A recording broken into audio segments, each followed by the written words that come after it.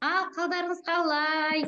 Келе жатқан жаңа жылдарыңыз құтты болсын. Ескі жылымыз есіркесін, жаңа жылымыз жарылқасын. Не істедіңіз? Амин, амин. Итог жасадыңыздар ма? Итог года делали для себя?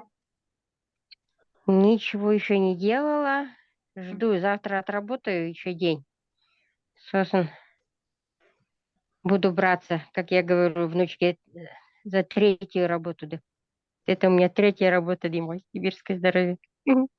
Иншаллах, самый главный работаңыз болсын енді. Ну, у вас же, как сказать, жаңа айтып жатсыз ғой, мелкий-мелкий болса да, продвижение есть, заказы есть, результат есть. Это Ну, да, для меня это еще нормально, да. Сегодня с Алматы одна женщина тоже шампуни. У меня сейчас шампуни идут для роста. И здесь тоже по Астане шампунь для роста. Сегодня одной добавила маску. А Алматыга сказала, что перекуп тоже почитала. Может, возьмет, может, нет. У меня же Ну, вот сейчас, это еще. Я смотрю, у вас уже презентации, как сказать, презентация вообще этого продукции уже хорошо, прям подачаңыздың бәрі күшті ғой. Продукция нормально, да, идет. У меня просто времени не хватает, времени и сил не хватает. Муж-то вышел потихоньку работать, но еще же болеет, еще все равно. Полный свобода маған бермей тұр ғой әлі. Сол свобода жоқ, мыналармен қырылып келдім мен жаңа жолда келгенше. Они заехали там, анау парктың қасынан өткеннен кейін, ана там каток увидели, потом возле этого, как его, катка магазин увидели, осылармен қырылып келдім ғой келгенше. У меня времени нет. У меня. А вы здесь меня держите деп. В субботу-воскресенье, если привожу внучку, это все, я вообще убитая выхожу в понедельник на работу. Гүлайым, сіз итог жасадыңыз ба? Мен итог жасадым, Қуаныш Шоңбайдың эфирін көргеннен кейін итог жасап қойдым. Мындай итог жасадым. Итог болғанда менде итогым менің вопроспен келді да. Клиент вопроспен, вопросительный знакпен тұр итогымның бәрі. Итогымда вопросительный знак. Входящий көп, неге результат аз деген. Что ты не делаешь деп. Оказывается, я многие вещи не доделываю. Келген входящийларды, короче, бір неге әкеп тықпайды екенмін да. Содан входящийдан результат алу менде өте ақсап жатыр. То есть, каждый раз переключаюсь, концентрация болмай жатыр екен. Арман бар, қиял бар, арман қиял, оказывается, это пустой разговор. Действие бар, но действияны еще результатқа жеткізу керек қой. Сол результаттарымда, оказывается, көп деген клиенттарыма сөйлескем. Дальше не қылып атсың, қандай ойлап атсың, продукцияны алатын болып атсың ба, компанияға кірейін деп атсың ба, не мешать етіп атыр, қандай проблема болып атыр деп сұрамай кетіппін да мен. Қандай проблема сенде болып жатыр мына продукцияны алуға или компанияға кіруге деген итог жоқ. Последнее, 3, 4, 5, 6 касание жоқ, 7 касание жоқ. Екі-ақ касаниемен бітіп қалып тұр. Мен соңғы жасаған ютубтағы видеоны көрдіңіз бе, мен чатқа жіберген рубиновый, я разбивала рубин. Нет, көрген жоқпын. Бүгін қараймса, бүгін клиент вебинарлармен отырым. Жаңа нелерді қарап шықтым, сол өзімнің эскиздерімді қарадым, үйттім, короче. План бар ғой, мындай, осынша айда осындай жасайым, мындай айда мындай жасайым, новичоктарды былай жүргізем, клиенттерді былай жүргізем деген план тұр конкретный. План, арман деген ол мынандай нәрсе, я вам сейчас просто на простом языке объясняю, да, мынандай болады. Мысалы, біз айтамыз, я, так, балам, ана магазинге барасындағы, или там айтамыз, да, балам, мен спальнемде бір затты алып кел деп айтамын, мысалға, да, мен спальнемде, мен көк орамалымды алып кел деп айтамын, да, мысалға, да. Ол бала барады да спальнеге, ол көк орамал қайда екенін білмейді. Ол айналып тұрады, көк орамал керек екенін біледі, но ол оны қайда екенін білмейді. А если біздің миымызда, біздің баламыз сияқты, көк орамал керек екенін біліп тұр ми, бірақ оны қалай қайдан алу керек екенін пошаговый систематизация жоқ. Біз егер мен айтсам, балам, шифонерді біздің бөлмеде, шифонердің ішінде нижний полканың ашып, астыңғы жағындағы менің көк орамалымды алып кел десем, ол бараттағы оны точно сол уақытта барып алып келеді. Көрдіңіз ба? Вот біздің миымыз сондай. Біз миға почему адамдар армандар жазады, мақсаттар жазады? Почему олардың мақсаттары орындалмайды? Потому что олар көк орамалға барып тұр, но бірақ көк орамалды детально қайда екенін білмейді, и содан фокус теряться етіледі. Көрдіңіз ба? Содан армандар орындалмайды. А біздің миымызға ол үлкен мақсат, кішкентай мақсат, это все равно. Бізде ол миды просто миға направление беру керек. Біздің менің спальныйымде шифонерді ашқанда, нижний полкада, соның түпкі жағында көк орамал жатыр, соны алып кел деу керек. Миға да сөйтіп айту керек. Мысалға да, мен рубинді жабам, енді қараңызда, детально разбивайте. Рубин деген вообще не? Мен сіздерге айтам ғой, мысалы, лидер деген это ключ от той двери, который нам нужно, да? Мы же хотим богато жить, не уставать, красиво стареть, да? Ни в чем не нуждаться, чтобы денежный поток был у нас, чтобы мы не переживали с месяца в месяц, жетпей қалама, что-нибудь случится, да? Чтобы у нас со всех сторон мы, чтобы были застрахованы, да? Бізге, мысалға, сол нәрсе керек, да? И именно сол застрахованный жизньге лидерский ранг, если у меня сейчас в руках ключ, да? У вас дорога к этому, да? А у меня ключ, лидерский ранг, я уже ключ взяла. Я еще не открыла эту дверь. А рубин – это как раз та дверь, которую я этим ключом должна открыть, понимаете?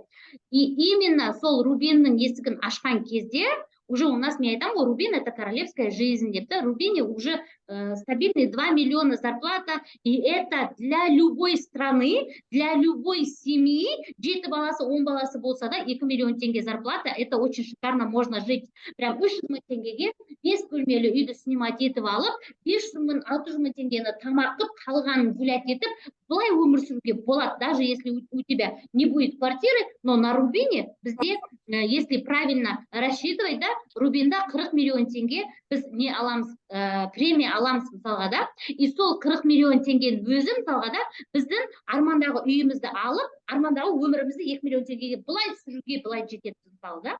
Сол сияқты рубин это дверь, да, и осы енді қараңыз, ми біліп тұр, бізге рубин болса, бүкіл нәрсеміз, бүкіл проблемамыз шешілетінін біздің миымыз біледі. Жаңағы балам көк орамалды алып кел деген сияқты. Ол мен айттым, балам спальниге барып мен көк орамалымды алып кел деп. Все, бала барды, спальниде екенін біледі, көк орамал бар екенін біледі, но бірақ қайдан қалай алу керек екенін білмейді, понимаете? Біздің миымызда сол сияқты. Поэтому мы должны детализировать и давать миға сигнал беру керекпіз. Міне схема жасау керекпіз миға. Давайте детально разберем рубиновый лидер, да? Мысалға, да? Міне, рубин қанша товар айналым жасайды? Во-первых, вы должны знать, қанша лидер болу керек рубинда, қанша профессионал сенде болу керек, қанша общий партнер болу керек, қанша клиенттік база болу керек. Полный цифровой разбор жасап беру керек миға. Дәл қазір қандай точка Аны жазамыз. Сейчас, в каком ранге вы сидите сейчас, да? И дальше, когда вы пишете қандай ранг рубин деген, жаңағы детально, когда будете разбирать, вы уже рисуете свою точку Б. Дальше поехали. Дәл, мысалға, да, енді мақсат бар, жоспар бар, жасау керек екенін білеміз, әрекетке кірісу үшін біз мақсаттың өзін мы должны детально разобрать. Мозг общий понимает, что я за год это должна сделать. За год, да? Но бірақ год деген нәрсені біз білеміз, ғой, бір жылда неше түрлі нәрсе болады. Соғыста болып жатыр, пандемияда болып жатыр, жұмыссыздықта болып жатыр, өлімде болып жатыр, тууда болып жатыр, неше түрлі нәрсе болып жатыр, да? Енді қараңыздар, да? енді осы миға, чтобы жеңіл болу үшін біз кварталға бөлеміз. Неге? Қараңыздаршы, бүкіл жерде жылдың аяғы, жылдың басы, жылдың ортасы, неге осы даже жылдың өзі 4 мезгілге бөлінеді? Почему это так, да? Сол сияқты мысалға біз үш айдан бөлу керекпіз, 3 айдан бөлу керекпіз 4 кварталға. Алғашқы 3 айда мы не істеу керек екенін білу керек. Да, он знает, что за год он должен достичь какой-то, ал енді алғашқы 3 айда не істеу керекпіз? Активно, агрессивно біз контентпен, целевой аудиториямен жұмыс жасау керекпіз. Конкретно целевой аудиторияны таңдаймыз да, соған уже акцент қойып, біз конкретно бьем, активно, агрессивно работаем. Контентпен. И осы бағытта жоспар жасау керекпіз. Контент қандай болу керек? Мы должны расписать на 10 дней. Бізде уже біздің миымызға ертеңге салам, вообще не усложняйте, сразу дайте команду. Жаңағы сияқты ғой, балам спальниге барып көк орамалымды әкеліп бер, иә? Бала барды, көк орамал қайда екенін білмей, ми айналып шығып кетеді, иә? А если мен айтсам, балам, тез бардағы біздің спальниде, шифонердің ішінде, нижний полкада, арғы түпкі жағында менің көк орамалым жатыр, маған тез алып кел десем, ол соның бәрін тез алып келеді маған, да? Потому что уже мен направление беріп отырмын, раз деп. Сол сияқты миға мы тоже должны прям детально разобрать и дать схему, чтобы он работал, чтобы мы ашмау керек, чтобы фокус басқа жаққа бөлінбеу керек, у него есть своя программа, мы должны запрограммировать себя, понимаете? Осы бағытта жоспар жасаймыз, жоспар бойынша әрекет етеміз, иә? И вот, мы еще не достигли ничего, но біздің бірінші кварталға агрессивно, активно контент и целевая аудитория. Осыны жасап болдық па? Кішкене миды рахаттандырыңыздар. Не знаю, что-нибудь сделайте, бесімтеге массажға барасыздар ма, или сіз өзіңіз жақсы көретін бір жерге барасыз ба, или не знаю, или бір көп емес, миға, знаете, не надо, вау, там на 500 тысяч что-то давать, да? Прям просто рахаттандыратын өзіңізді бір әшейін, для меня не важно, но мне важно вот это. Вот у кого-то есть релаксация, да? Кто-то в кино ходит, кто-то в театр ходит, кто-то в бассейн ходит, кто-то просто в сауну ходит, кто-то, не знаю, куда-то ходит и өзіңізді демалдырасыз, да? Сіз миыңызға, все, молодец, жасадым, теперь все, я тебе поощряю. Дальше, екінші кварталда сіз не істейсіз, иә? Екінші кварталда сіз уже 3 ай бойы бірінші кварталда агрессивно, активно контентпен жұмыс жасадыңыз, целевой аудиториямен жұмыс жасадыңыз. Теперь детально разберите на следующие 3 месяца, что вы будете делать. Миға қайттан біз беру керекпіз, жаңағы көк орамал қайда жатқанында бару керек, да? И смотрите, вот нақты анализ жасаймыз. Қандай әрекет қосу керек 1000 адамға консультация беру үшін? Алдында біз контентке агрессивно работали активно, теперь агрессивно, активно будем работать на именно консультацию. Сіз мысалға қараңыз, сіз екінші мынау жерде келіп тұрсыз сол консультацияға, да? Сол сізге келіп атқан адамдарды енді сіз бір жерге отырғызу керексіз. У вас должна быть посадочная площадка для этих людей. Если вы работаете на продуктовый чатыңызға отырғызу керексіз. Если вы работаете бизнесом, бизнес-чатқа отырғызу керексіз. Сол посадочный площадкада, сосын күнде подогревать етесіз оларды, да? Вот консультация көбейту керек сізге. Сол площадочный посадкаңызға түскен адамдардың прям күнде өзіңізге уже сіз жасайсыз уже. Міне определенный бір адамдарды жинадыңыз, иә? Все, күнде конкретно 5 адам-10 адамға мен конкретно өзім сообщение жазам. Өзім, это не спам. Вы не думайте, что это спам. Өзі келіп түскен адам, уже вы имеете право с ним уже контактировать. Сіз айтасыз, сіз маған инстаграмға подписка жасадыңыз. Мені мынау клиентский чатыма келдіңіз. Давайте, чем я могу быть вам полезна? У нас вот продукция, бизнес под бизнес. Конкретно предложение жасаңыздар. Сейчас любят люди конкретность айту керек. Анда, мында, бүйтіп лағып жүретін болсақ, біз лағып жүре береміз. Конкретно, что тебе надо, бери от жизни, да? Вот конкретно айтыңыздар. Прям жекесіне шығып, инстаграмға подписка жасап жатыр ма? Я подписка жасапсыз, рахмет сіздің подпискаңызға. Мен блогымды поддержка жасағаныңыз үшін рахмет. Мен сізге қандай вопроста полезный бола алам. Мен давайте жақынырақ танысайық сізбен деген сияқты. Бір-бірімізге пайдамыз тиіп қалар. Сіздің де маған пайдаңыз тиіп қалар, менің де сізге пайдам тиіп қалар деген сияқты, иә? Сөйтіп, давайте онлайн дос болайық деген сияқты. Сөйтіп, конкретно өздеріңіз движение жасаңыздар. Өздеріңіз. Одан кейін, вот консультацияны көбейту керек. Сіздер, когда 1000 консультация жасайсыздар, да, осы 1000 консультацияны сіздер мені қараңыздар, да, консультация көбейту, 1000 адамға нақты консультация жасау, күнделікті контентіңді нақты 10 адамға көрсетумен айналыс, ол үшін 100-200 адамға касание жасау, лайк, коммент жасап, күнделікті бизнес партнер іздеу. Да? Мы на это четко, ясно должны работать. Қалай болса солай емес, да? И одан кейін нәтижесінде, осы кварталдың нәтижесінде сізде 100 адам тіркеліп, нақты 20 партнер шығару керек.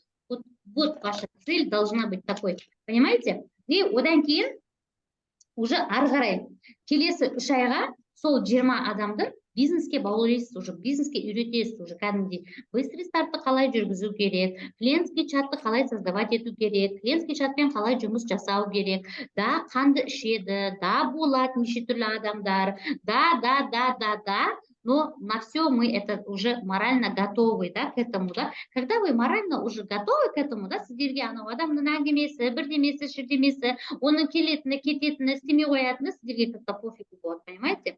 Міне, осы 20 адамды үйретіп, нақты осы 20 адамның ішінен, нақты 20 адам продукцияда отырады, бірақ бір 5 адам, 3 адамды сіз кәдімгідей лидерский квалификацияға шығару керексіз. 5 мың біті, 10 мың біті, бизнес-лидер деген сияқты, иә. Күнделікті кері байланыс, күнделікті сабақтар, күнделікті поддержка, өзіңнің әрекетіңді жасау керек. Бізде просто 3 ай сайын жұмыс күрделеніп жатыр. Біздің алатын ответственность көбірек болып жатыр, да, понимаете? Почему лидеры становятся лидерами? Потому что люди умеют брать ответственность, люди умеют брать себе, делать себе задания давать, да, и сол заданияны мен мысалға да, не үшін айтасыз сіздерге бизнесте бастық жоқ деп? Бастық бар, бастық, мен өзім бастық қой.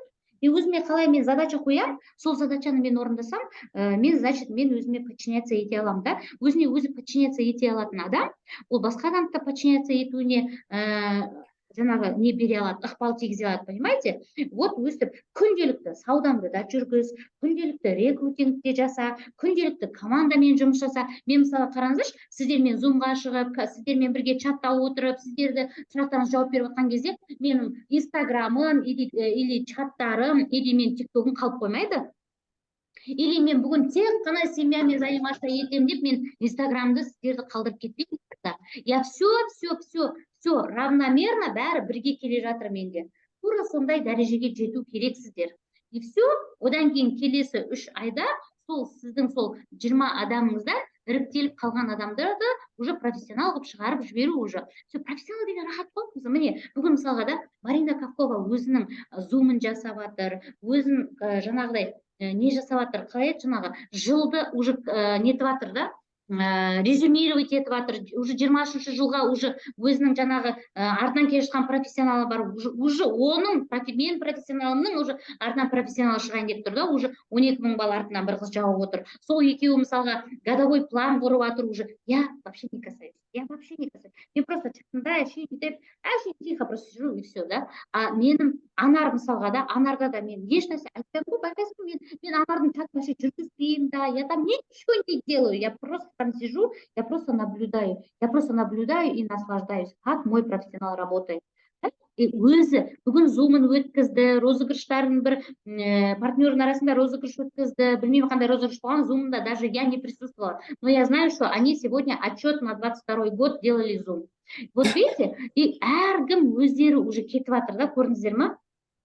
Әркім, менің міндетім сондай профессионалдар шығарып, болды, әрқайсысын вот так уже мынандай ғой, балам өсіп жатыр, 18-ге толып уже еншісін алып кетіп жатыр ғой. Вот сондай болу керек та, мысалға да, бізде мысалға уже біті 5 000 болғаннан бастап, әркім өзінің чатымен, әркім өзінің розыгрышымен, әркім өзінің командасымен, әркім өзімен өзі кетеді ғой кәдімгі да. Сол сияқты бізде де біздің міндетіміз 5 000-ға шығарып, уже лидерский рангқа шығарып жіберу да адамды. И өзіміздікін ары қарай тартқылай береміз уже мына жақта. Все, ешқандай қиын еш нәрсе жоқ. Дәл осы нәрсені мысалға да сіздер қайталайсыздар, Просто обнуляйтесь и повторяйте, обнуляйтесь и повторяйте. Қазір мен мысалға мінекей обнуление жасап, мен де повтор жасаймын осы әрекетімді. Міне профессионал солай жаптым мен, лидерді солай жаптым мен мысалға да өзіме задача беру арқылы. Енді қазір мінекей сапфир мен рубинді осы жылы жабам деген мысалға мен бар, мақсатым бар, бірақ енді мен рубиннан көп мақсат қойып отырмын, потому что я знаю, что это вообще, если я захочу, это можно делать. Потому что бір профессионал шығарған жерден бір жылда 10 профессионал шығаруға болады. 10 профессионал шығарған жерден 100 профессионалды шығады на самом деле шығады. Просто енді түсінікті болды ма сіздерге? Миға қандай задача беру керек?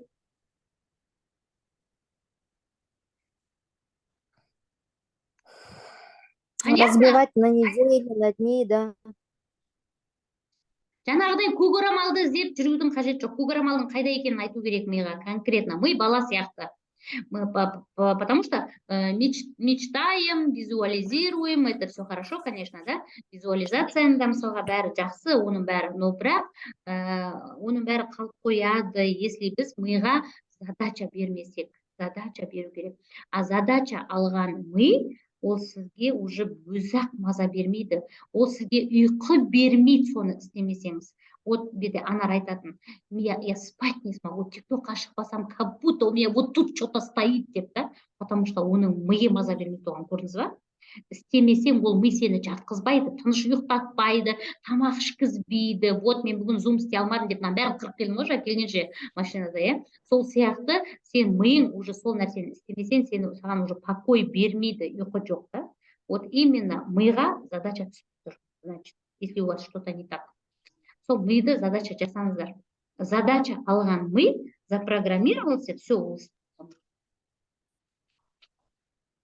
Сосын жаңағы энергия көп болу үшін біз жаңағы өздеріңіз кішкене мынандай не шкала жасаңыздар да, энергия көп болу үшін бізде физикалық жағдайымызды қарауымыз керекпіз, эмоциалды жағдайымызды қарау керекпіз, құлшыныс мотивация болу керек та. Міне қараңыз, егер де физикалық жағдайда ол денсаулық, иә, мысалға да, денсаулығыңызда қандай кінәрат бар, денсаулығыңызбен жұмыс жасаңыздар. Эмоционалдық ол тек қана позитивті волнада болу. Даже если что-то с вами не так случается, да, это хорошо. Да, хорошо, мен осы жерден сабақ алуым керек, значит. Мен сабақ алып тұрмын. Все, альхамдулиллах, осыған мен сабақ алдым. Все, если у вас негативная реакция на что-то, да, мен сабақ алып жатырмын деп өздеріңізді солай бұрыңыздар. И содан кейін армандаңыздар, жаңа құлшыныс мотивация болу үшін армандау керек. Армандамаса, армансыз ол ешқандай құлшыныс мотивация болмайды. Вот эти вот три вещи, да, армандаңыздар, физикалық түрде дене сипатыңыз, в чем вы недовольны, сол жағыңызды жұмыс жасаңыз, чтобы вы довольствовали своим, жаңа айнаға қараған кезде бетіңізге қарап бүйтіп күле аласыз ба? Вот сондай жағдайға жету керек. Айнаға қарап, бетіңді, тісіңді жуып тұрған кезде бүйтіп, айтып тұрдым, жудым емес, кәдімгідей өзіңе қарап, довольный болып, красотка деп күле алатындай жағдайға жету керекпіз. Эмоция, жаңағы, эмоцияны түсірмеңіздер. Ни в коем случае кім не деп жатса да, все хорошо, окей, мен осы жерден сабақ алуым керек, значит. Вот қандай болмасын да, мен мысалға болады, партнерлармен кейде сондай эмоцияға түсіп қаламын да, и мен өзіме айтамын, все, окей, значит, с такими людьми не надо работать.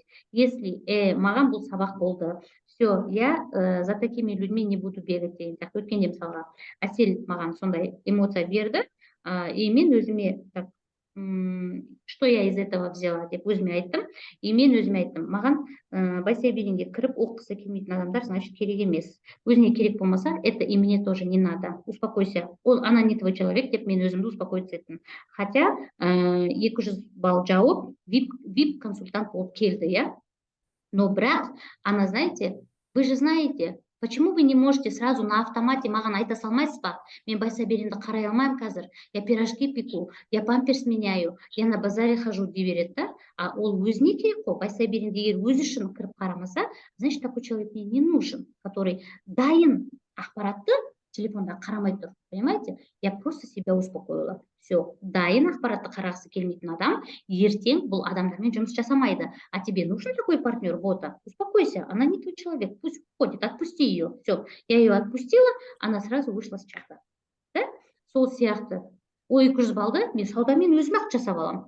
Мен хронологты бір 5-6 видеоға түсірсем, мен бір 10 хронолог сатып, сол 200 балды жасап аламын. Вот так. Сол сияқты болады негативный реакциялар, но өзіме сабақ алдым. Значит, это не мой человек, и значит, я не должна, если она меня так расстраивает, нервирует, значит, я не должна с такими людьми работать. Все, окей, да? Вот. Сол сияқты всегда энергияңызды позитивный волнаға ауыстырыңыздар. Вот осы үшеуі нормальный болатын болса, энергия таусылмайды, тек қана алға, иншалла, бәрі жақсы болады. Бизнес жүру кішкене релаксация жасап тұрыңыздар өздеріңізге.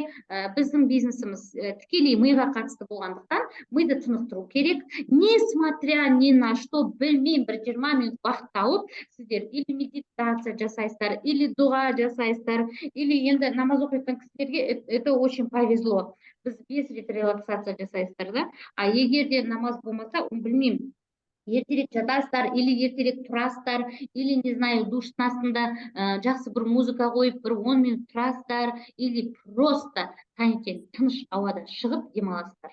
Кәдімгідей просто прогуляйтесь.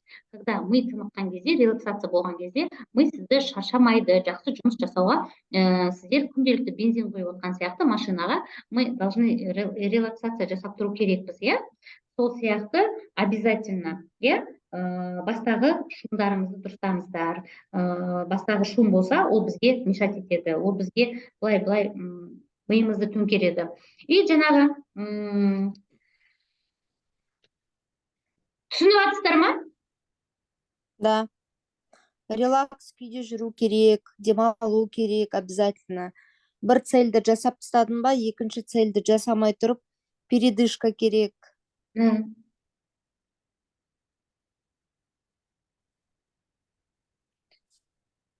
Сол қорытындылаңыздар. Биыл мысалға да, в любом случае жақсы қорытынды жасаңыздар. В любом случае.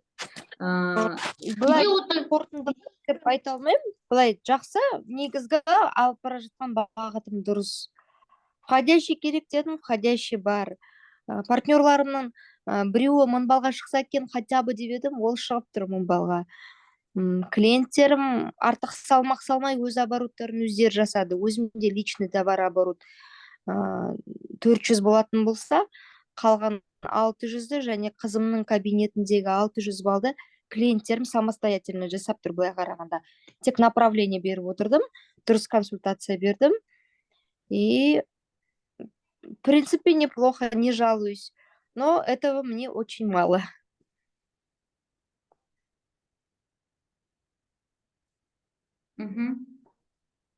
Енді қараңызда, былай да, мысалға да, эмоциямен емес, ситуациямен жұмыс жасау. Енді эксперттердің барлығы айтады ғой, сіз мысалы Қуаныш тыңдайсыз, ол вообще эмоциямен жұмыс жасамайды. Ол тек қана конкретикамен ғана жұмыс жасайтын адам ғой. Мысалға сол кісінің өзі айтады, ситуация, қандай ситуацияда тұрсың? Қазіргі отырған ситуациям ұнаса, все окей, можно ничего не делать, мысалға да. А егер қазіргі ситуациям ұнамай тұр ма, вот ситуациямен жұмыс жасаймыз, эмоциямен емес, мысалға да, неге клиентский чат жүрмей тұр? Өзін сұрақ қою керек адам өзіне, да? Неге TikTok жүрмей тұр? Почему? Біз мынау бәрін біледі, мына жер. Осы жерге айдап әкелген нәрсе ғой, ол біледі. Біз просто бер жақтан әшейін, туда-сюда деп айта береміз. На самом деле, да? Неге Insta статус жүрмей тұр? Эмоциямен емес, ситуацияны талдап, қатені жөндеп, эмоцияны басқару керек. Ашуға берілмеу керек, адамдардың ойымен пікірталаспау керек, өзіңіздің ойыңызды ретке келтіру керек. Вот что не так? Вот жаңа сіз дұрыс қойып отырсыз. Что не так? Я их должна куда-то собрать дедіңіз, иә? Посадочная площадка болу керек.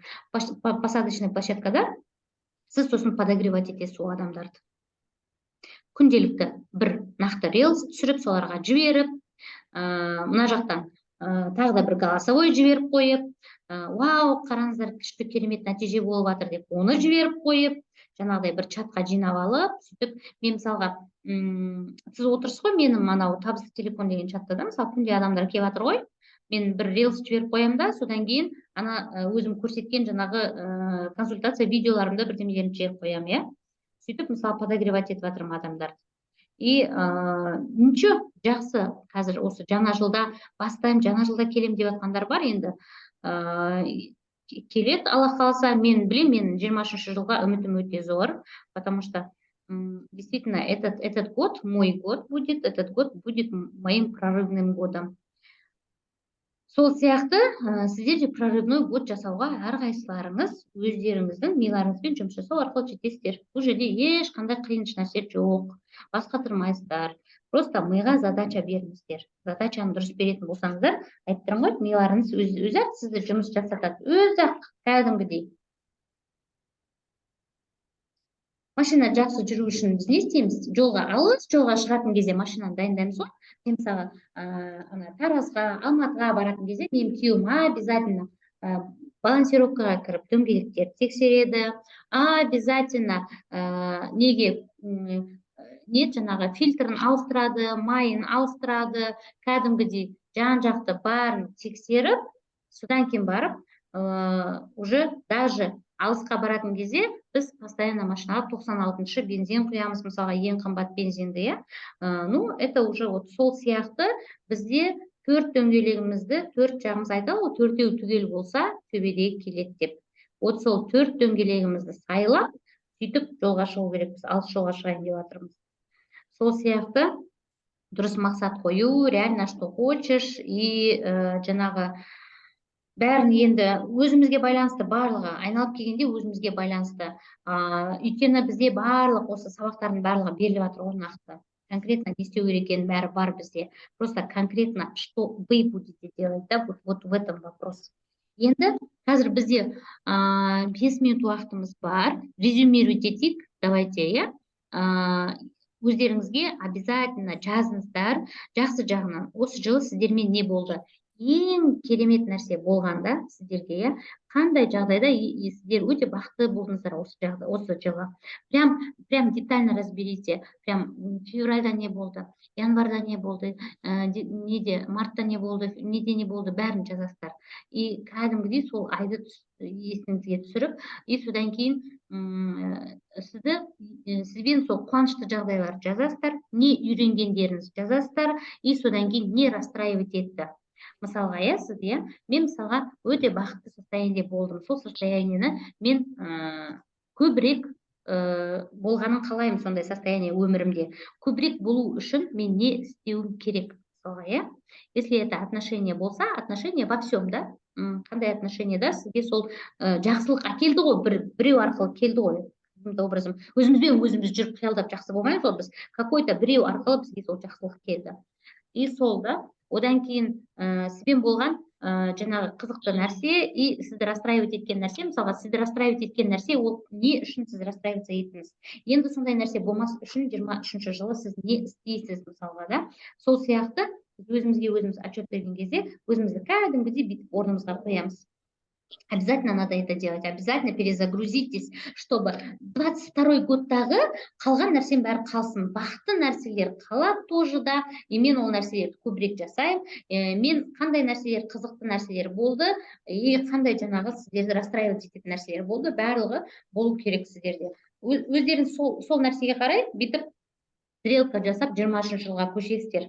22-ші жылы менде январда мынандай оқиға болды. Мен сондай нәрсені, сондай чувствоны хочу, чтобы 23-те болсын деген сияқты, иә. Мен мынандай нәрсе расстраивать етті. Почему меня расстраивало? Потому что мен мынандай жағдай болды. И мен ол нәрсені енді болғызбас үшін мен 23-ші жылда не істеймін деген сияқты, да. Өздеріңіз подправлять етіп аласыздар. Если вот так вот через стрелку будете работать, и соның өзі сіздерге уже переход, вы делаете переход на 23-й год.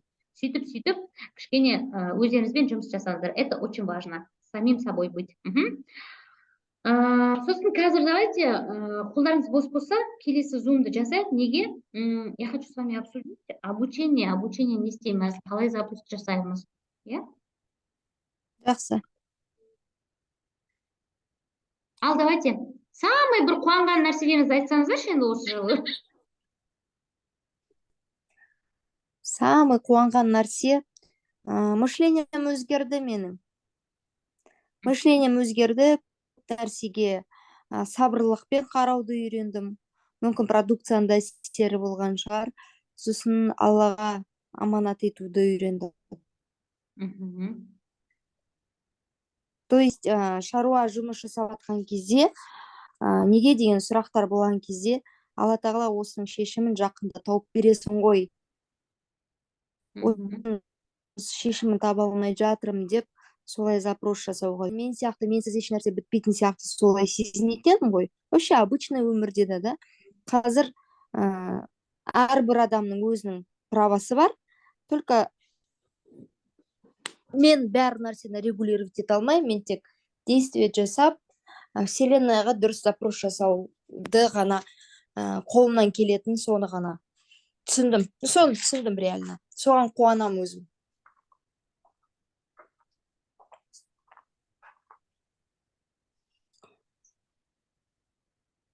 Следующий.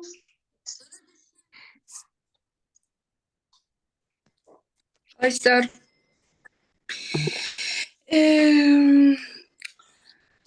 расстраиваться еткен нәрсемді айтайын осы жылға деген ба. Осы айда вообще бүкіл ана күшті не бастап келе жатқан нәрсем осы айда вообще түсіріп алдым. Сонымен келесі айда двойне восстановить етуім керек деген иншаллах ниетім бар. Жұмыстан шығып жатырмын. Бүгін ертең істеймін, ертең күн істеймін, жарты күннен сосын кейін давай до свидания дейін деп жатырмын қыздарға. Мен сендер маған болашақ бермейсіңдер, маған болашақта басқа жұмыс керек болып тұр деп жатырмын. Сол қуанатын жағдай маған жақсы адамға наконец-то мен жанымды түсінетін сондай адамға тұрмысқа шықтым деп ойлаймын. Сол қуаныш шығар. Сосын кейін өмірімде өте көп жақсы адамдар осы жылы өте көп, Аллаға шүкір, жақсы адамдар, негізі мен всегда жақсы адамдар шығады деп үміттенемін Аллахтан, потому что өзің көңілің таза болса, саған қарсыңа таза адамдар шығады деген менің сондай нем бар, ұстанымым бар. Осы жылы вообще күшті андай именно қазақ келіншектердің қалай айтсам болады, мышлениесі өзгеріп, көзқарасы өзгеріп, сондай нәрсе. Мен бұрын соңды көрмеген екенмін жан-жағымда ондай адамдарды. Мен сол кісілерді көріп, қанша жаста болса да маған не соның өзі мен ұялып қаламын кейде көп істемеген тірліктеріме, сол кісілердің несіне қарап бір шетінен қызықсам, бір шетінен ұялып қаламын. Жап-жас болып, неғып менің қолымнан келмей жатыр деп. Қалай болды? Күшті маған ұнайды. Мен де негізі Гүлайым ханым ұқсап, мышлениемді өзгерттім. Негізі мен бұрын байлыққа қатыспайтын адам едім. Маған керек емес, маған осы күн тапсам жетеді деген. Мен осы күнге дейін сөйтіп өмір сүріп келіппін. Ата мен тапқан просто қадірін білмеген екенмін. Енді солардың бәрін дұрыстап әрекет етіп, дұрыстап план құрып, дұрыстап целевой жұмыс істеу керек болып тұр ғой, иншалла. Сөйтіп өзімді өзгерткім келіп жатыр. Потому что өзімді өзгерткім келіп жатыр, потому что көп нәрсе қалайтынымды, сол көп нәрсе қол жеткізу мүмкіндігі ол әркімнің өзінің қолында екен. Шынымен әрекет ету арқылы, дұрыс әрекет ету арқылы жетуге болады деп сеніп жүрмін, сенемін. И соған жетуге осы өзіме именно 33 жасымды өзіме конкретно сондай өзім болашағыма әрекет еткім келіп жатыр.